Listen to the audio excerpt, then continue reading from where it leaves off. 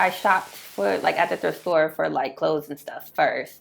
And then in my practice, as it became more like medium heavy, I use my son's stuff, and I just really enjoy making materials that have had a life before, like that have been used and worn and torn, and I can sew it back together and tear it apart, rather than something like fresh and new, and then also like it's upcycling, it's good for the environment, you know what I mean? So there's a bunch of different factors of why I choose to like source my materials rather than just buy them. Oh, okay. Because that was interesting, stood out to me because a friend recently put me on the thrifting too, because she gave me a whole lecture about how wasteful the fashion industry is and blah blah blah. Mm-hmm. So when I heard you talk about thrifting, I was like, oh, okay, that's different. No, I mean, because otherwise it would just be like, okay, no one's ever used this before, so it doesn't. I don't know. There's this like weight that I think materials like pants and clothes and stuff carry when it's been used before. Even, I mean, it's you can see it, but it's something, a feeling, I feel like too.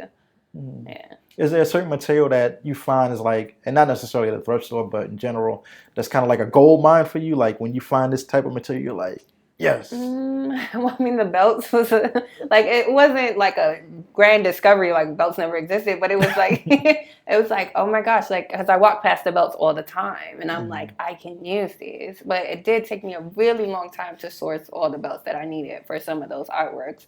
So it's not that I'm looking for anything specific. It's when I find something and I'm like, I can use this, is that I'm like, okay, this is great, especially when it aligns with an idea that I'm trying to get out. So, yeah. And has there been a particular material that's been a challenge for you that you want to use but you just kind of can't figure it out?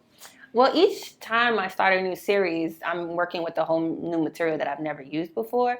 So it's always comes with its challenges, which I find to be like fun.